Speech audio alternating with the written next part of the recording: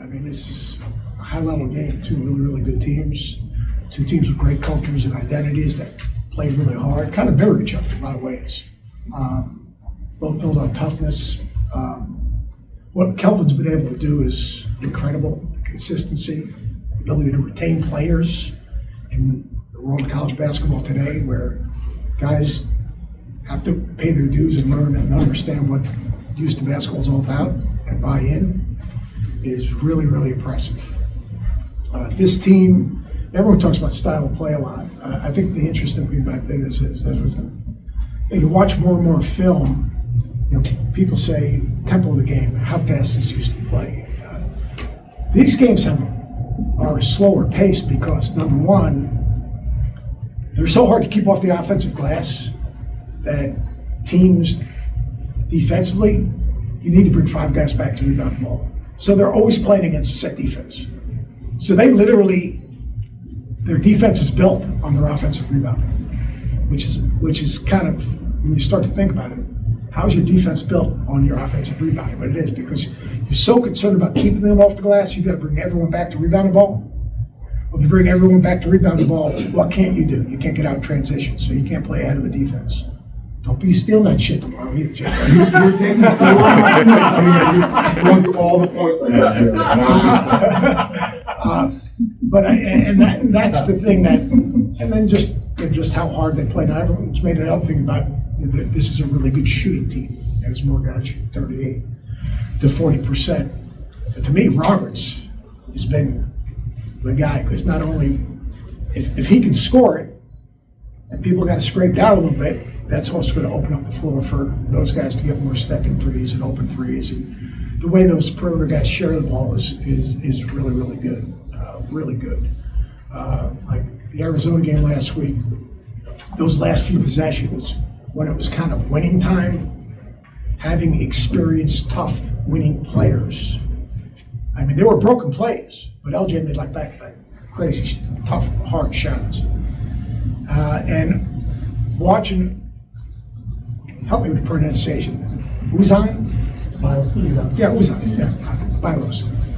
Watching him grow in the last 4 weeks, like, you had one of the all-time great leaders, on-ball defenders and point guards, probably in the history of the school, all right, and who had bought into everything that Houston basketball is about. And I think Milos, it took him a little bit of transition period to understand, to really understand what this program encompasses and how hard you have to play and how you cannot even flinch, and that you've got to attack offensively, defensively. You can't take plays off, and that, when we blitz ball screens or we monster the post, that you've got to be alert and lead. And watching that, it's been really impressive to me.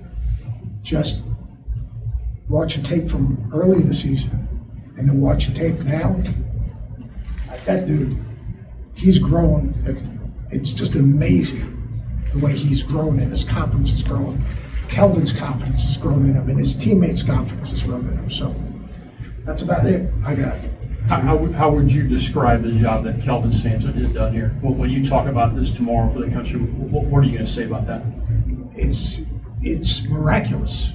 I mean, he took a worn-out program that lost its identity and its tradition, and he's built a model program built on consistency, on hard work, on accountability.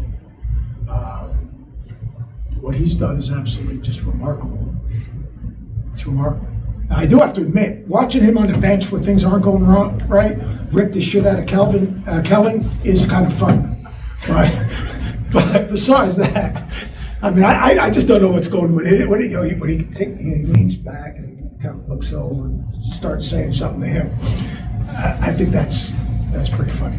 It's so tough to win, and you look at the consistency, really hard. But with the injuries that they've had that sort of derailed things, do you put them in a tier of the schools that it's only a matter of time where they, you can win one here? Yeah. Sort of. Well, I mean, like, Villanova won 2 national championships, and I think the two programs mirror each other in a lot of ways. accountability, toughness, style of play, impose identity.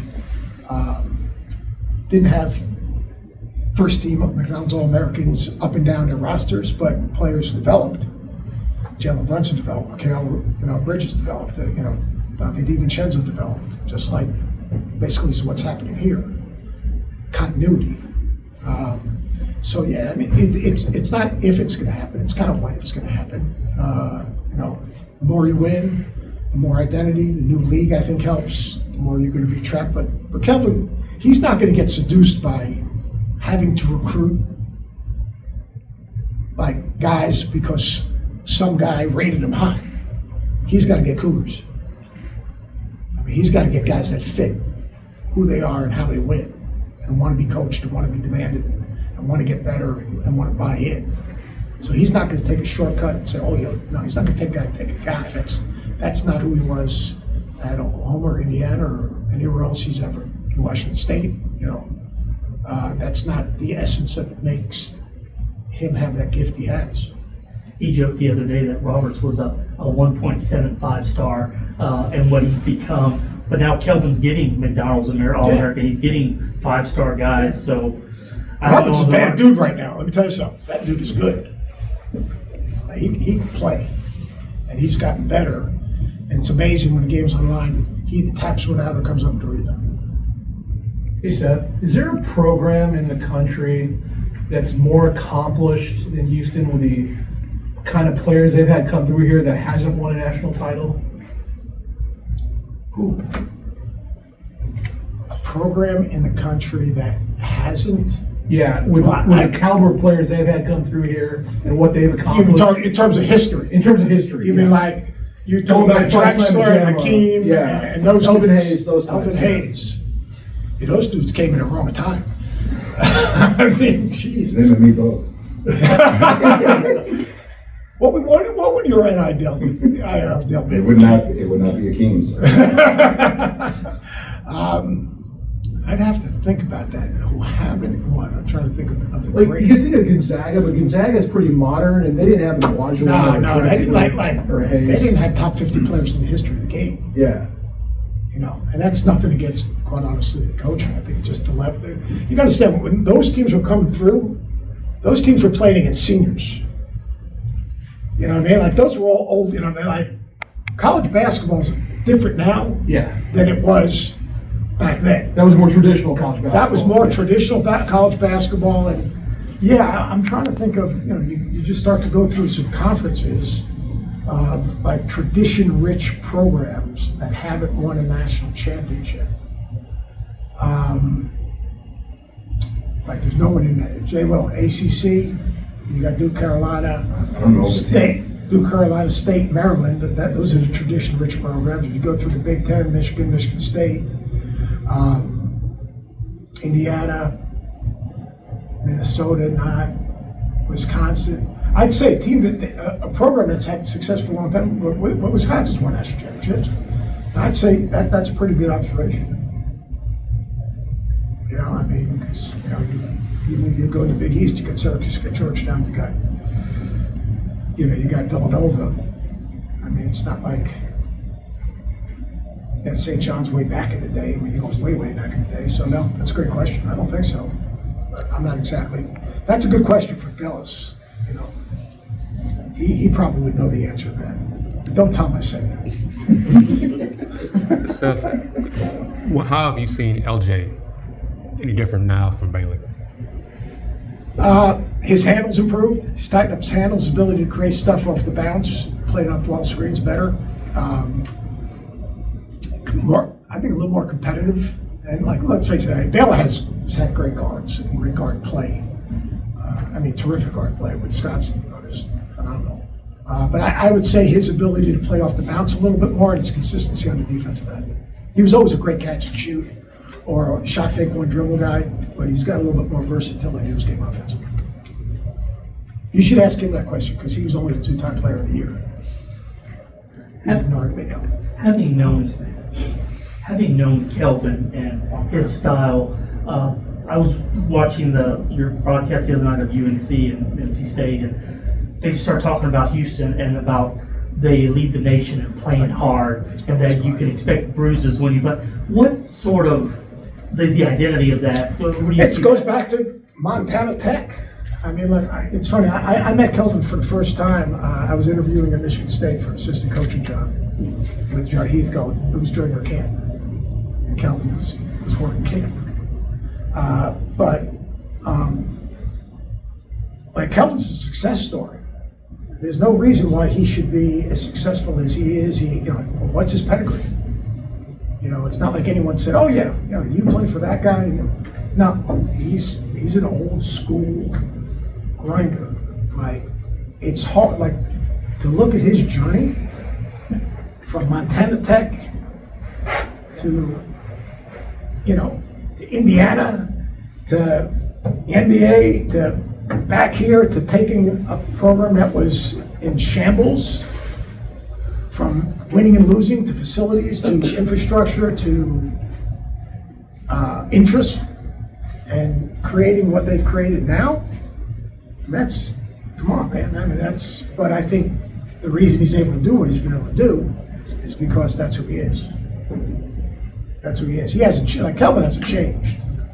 I mean, he's the same guy he was when he was at Montana Tech. He's just now Kelvin Sampson.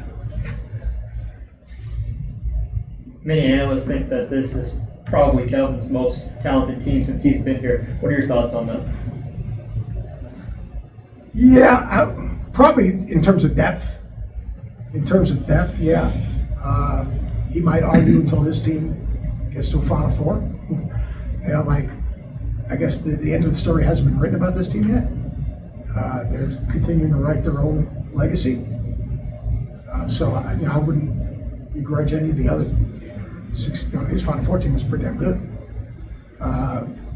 But this team potentially, come March, it could have the best ending.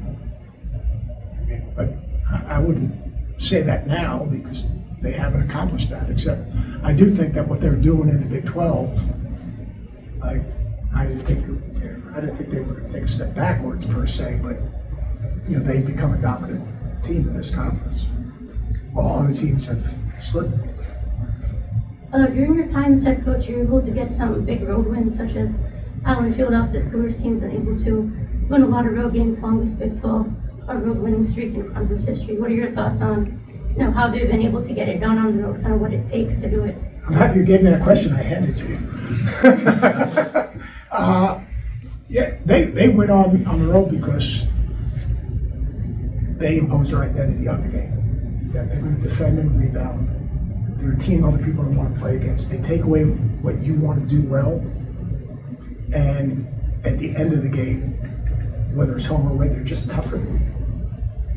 And to win on the road, you've got to impose your identity on the game. You've got to control the tempo and rhythm of the game, which they do with their defense and the rebound.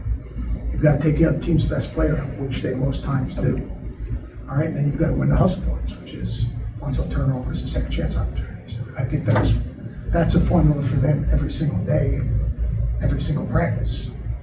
So that's the challenge that they're given every day. So their practices probably are more demanding. So therefore, going in those environments, and they're an older, tougher team. Like, one thing about it, he's not rolling in here, and he's done this for a while now. He's not rolling in here relying on freshmen. He's got grown-ass men playing.